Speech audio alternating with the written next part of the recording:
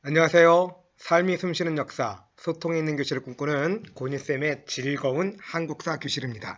자, 이번 시간에는 제10강 통치체제의 정비 그 첫 번째 시간으로서 중앙정치제도와 교육 및 관리 등용제도에 대해서 공부하도록 하겠습니다.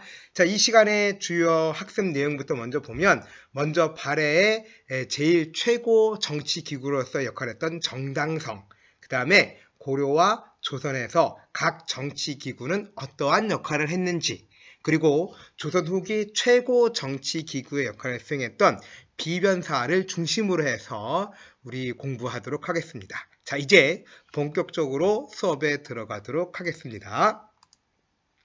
자, 먼저 통일신라와 발해부터 살펴보도록 할게요. 자, 통일신라는 왕의 직속기구, 집사부라는 것이 있었죠. 왕명을 집행하는 기구라고 얘기를 했습니다. 우리 그 전에 통일신라 때 배웠는데, 자, 집사부는 왕명을 수행하는 역할을 한다고 했고, 우리 집사부의 최고 장관을 뭐라고 했더라?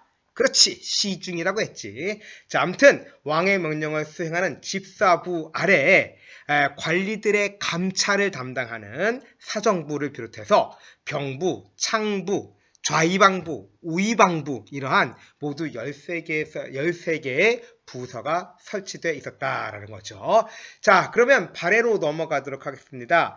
발해는 문왕 때 당의 제도를 수용한다라고 얘기를 했죠. 자, 그래서 당나라의 삼성육부제를 받아들입니다. 자, 그런데 이 당의 삼성육부제를 그대로 똑같이 모방한 것이 아니라 그 운영과 명칭에 있어서는 약간 차이가 있었죠. 독자성을 띄었다라는 얘기입니다. 자, 그 내용을 살펴보도록 할게요. 일단 발해 같은 경우는 삼성육부제니까 삼성이 있겠죠? 자, 최고 정치기구입니다. 정당성이 있죠. 이 정당성이 바로 발해에서 가장 중요한 최고 정치기구의 역할을 했습니다. 여기서 국가정책을 결정하고 아예 집행까지 하죠. 왜 선조성과 중대성 이렇게 삼성이 있었고요. 자, 정당성의 최고 장관 수상이라고 볼 수가 있습니다. 이 정당성의 장관을 대내상이라고 얘기를 했고요. 대내상 아래에는 좌사정과 우사정을 두었고 이 좌사정이 충부, 인부, 의부를 우사정이 지부, 예부, 신부를 담당하도록 했습니다. 따라서 이러한 삼성의 명칭, 그 다음에 육부의 명칭이 서로 틀리게 되고 운영하는 데 있어서도 이렇게 좌사정과 우사정이 각각 3개의 부서를 담당하는 이원적 구성을 이루고 있었기 때문에 자, 그 당의 제도를 수용하면서도 운영과 명칭에 있어서는 좀 독자적인 특징이 있었다라는 거, 이거를 반드시 기억하도록 하시고요. 자, 여기서 말하는 중정대는 관리들의 비리를 감찰하고, 문조건은 서적을 출판을 하고, 주자감은 발해의 국립대학이었습니다. 자, 이렇게 해서 통일신라와 발해 중앙정치기구를 간단히 살펴봤고요. 이제 고려시대의 중앙정치제도를 살펴보도록 하겠습니다. 자, 고려시대는 성종 때 마련한 이성육부제를 토대로 정비가 했어요. 그러니까 삼성에서 이성으로 줄어들게 되었지. 그래서 이성육부제를 토대로 정비가 됐습니다. 자, 그럼 이 성은 뭐냐? 바로 중서문화성과 상서성이죠. 중서문화성은 고려의 최고 정치기구였습니다. 그래서 그 중서문화성의 장관의 이름은 문화시중이었고요. 문화시중이 국정을 총괄했다. 오늘날 국무총리 수상의 역할을 담당했다라고 보시면 되겠죠. 그래서 중서문화성에서 국가정책을 결정을 합니다. 그러면 이런 결정된 국가정책을 집행을 해야 되겠죠? 어디에서 하겠니? 그렇지. 상서성에서 하겠죠. 자, 국가정책을 집행하는 기구가 상서성이었죠. 그럼 국가정책은 상당히 다양하잖아. 버라이어티하지. 그래서 자, 관리의 인사를 담당하는 2부, 그 다음에 국방과 무관의 인사를 담당하는 병부, 그 다음에 재정을 담당하는 호부, 그 다음에 법률을 담당하는 형부, 그 다음에 교육, 의례, 그 다음에 외교를 담당하는 예부, 그 다음에 토목공사를 담당하는 공부로 나누어서 국가 정책을 집행했다라는 것입니다. 자, 그래서 이 고려 중앙정치제도의 골격은 이성육부제를 토대로 했는데 이거 외에도 또 여러 정치기구가 있었어요. 자, 첫 번째 바로 중추원이 있었습니다. 중추원은 어떤 역할을 담당했느냐? 군사 기밀을 담당했어요. 자, 기밀이라는 얘기는 매우 중요하고 비밀스러운 일입니다. 군사 문제와 관련돼서 매우 중요하고 비밀스러운 업무를 담당했다. 오늘날 국정원과 비슷하다라고 볼 수가 있을 것이고요. 또한 왕명을 전달하는 그러한 역할을 담당하도록 했습니다. 자, 그런데 이 고려는 당의 제도를 받아들였지만 혹은 또 송해 제도도 받아들여요. 예컨대 중추원이라는 것은 송해 제도였거든요. 자, 아무튼 이렇게 중국의 제도를 수용을 했지만 고려만의 독자적인 정치 기구도 두었어요. 자, 이것이 뭐냐? 바로 도병마사와 식목도감입니다. 자, 일단 도병마사와 식목도감은 국가 중대사를 결정하는 회의 기구인데 이 도병마사와 식목도감이라고 하는 회의 기구에 참여하는 사람들은 어떤 사람들이냐? 바로 중서문화성과 중추원의 2품 이상의 고위 관료들, 그러니까 거의 뭐 수상급, 재상급이라고 보면 되겠습니다. 중서문화성과 중추원의 고위 관료들이 모여서 국가 중대사를 결정을 한 거죠. 도병마사에서는 아무래도 그 명칭에서 비롯되듯이 국방 문제를 주로 담당을 했고, 식목도감에서는 바로 법률, 의례, 격식 이런 것들을 담당을 하도록 했습니다. 그래서 최고위층, 최고 귀족들이 모여서 국가 중대사를 결정했기 때문에 고려 귀족 정치의 특징을 보여주는 회의기구다. 그래서 이거는 고구려의 제가회의라든가 신라의 화백회의의 전통을 계승했다. 바로 이거는 고구려와 신라의 귀족 회의기구였잖아. 바로 이러한 귀족들의 회의기구를 계승한 것이 바로 도병마사와 식목도감이다. 자, 이 도병마사와 식목도감은 중국에 있다, 없다? 없다란 얘기야. 자, 이거 알아두도록 하고요. 그 다음에 그 밑에 있는 어사대 있죠? 어사대는 관리들의 부정과 비리를 감찰하는 그러한 역할을 했다. 우리 암행어사라고 생각하면 되겠어요. 그래서 부정과 비리를 저지르는 관리들을 비판하고 탄핵하는 그런 역할을 담당했다라고 보시면 되겠고요. 자, 마지막으로 아주 중요한 관리들에 대해 살펴보도록 할게요. 자, 어떤 관리가 있었냐면 바로 대간이라고 불리는 벼슬아치 관리들이 있었습니다. 그러면 대간이라고 불리는 사람들은 어떤 사람들이었느냐? 자, 일단 어사대 관원들, 그 다음에 제일 중요한 중서문화성에서 고위 관료를 뺀 3품 이하의 하위 관리들, 그들을 무엇이라고 불렀느냐면 낭사라고 불렀거든요. 그러니까 중서문화성의 하급 관리인 낭사와 어사대 관원들을 통칭해서 부르는 것이 대간이었어. 그러면 이 대간은 어떤 역할을 하느냐? 바로 왕과 그 다음에 관리들, 고위 관리들의 잘못을 지적하고 탄핵하는 거야. 뿐만 아니라 왕이 관리를 임명할 때 이들이 동의를 해주지 않으면 왕이라 할지라도 마음대로 관리를 임명할 수 없게 된 거지.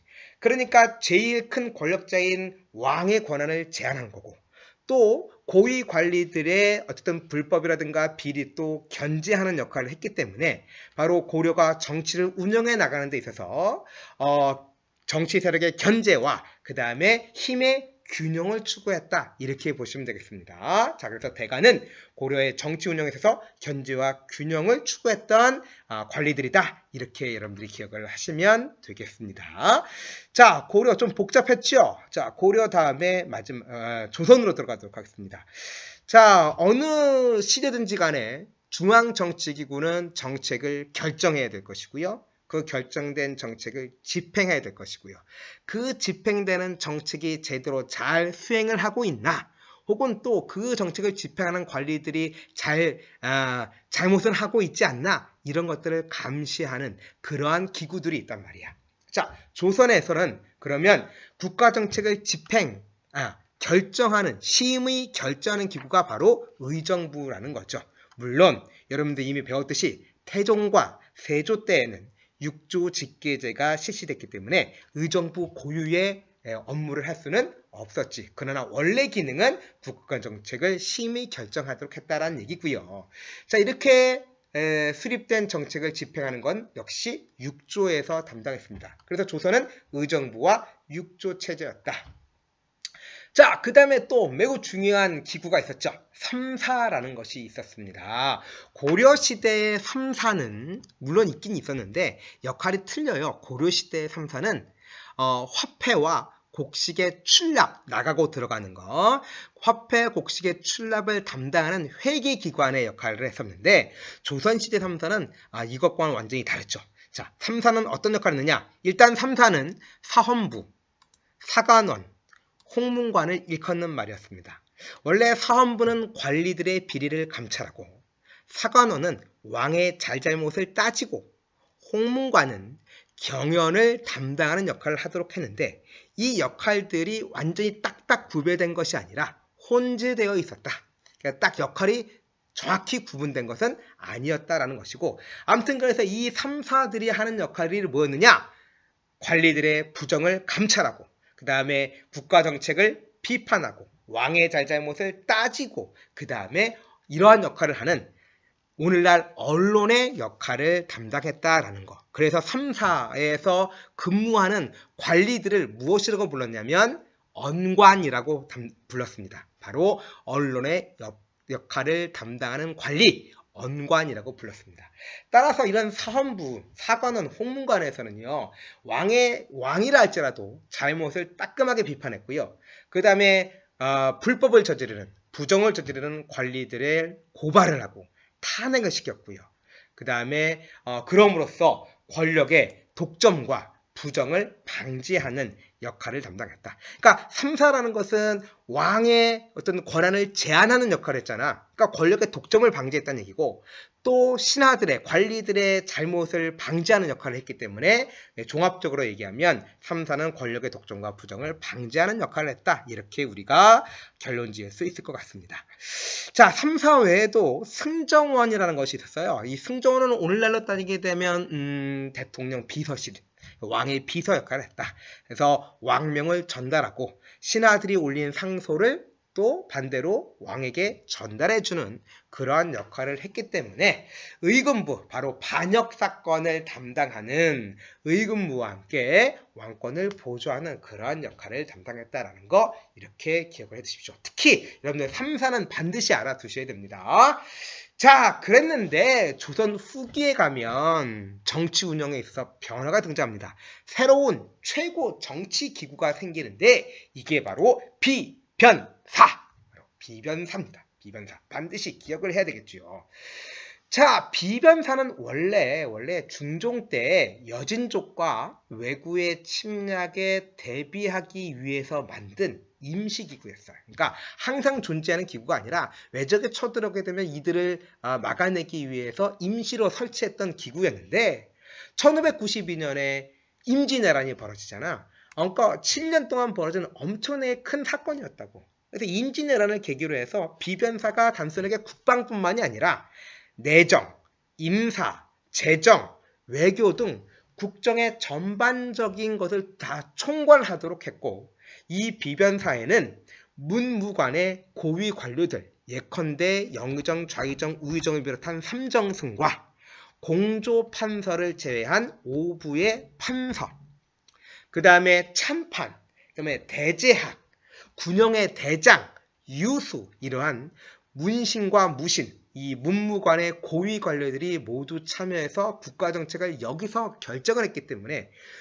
기존의 의정부와 육조의 기능은 유명무실화되고, 한편으로는 또 왕의 권한도 제한하는 그러한 역할을 담당을 했습니다. 그러니까 비변사 반드시 기억을 해 두셔야 됩니다. 그래서 조선 후기의 가장 큰 변화, 비변사가 등장했고, 이 비변사가 국정 전반을 담당함으로써 의정부와 육조의 기능을 약화시키고 왕권도 제한하는 그런 역할들을 했다라는 얘기고요. 실제로 우리 전 시간에 배운 붕당 정치가 전개되는 과정 속에서 각 붕당은 비변사를 장악하려고 노력했고, 특히 세도 정치기의 세도 가문들은 비변사를 장악을 해서 국가의 모든 권력을 독점을 하게 된다는 거, 이걸 반드시 기억을 해 두시기 바랍니다.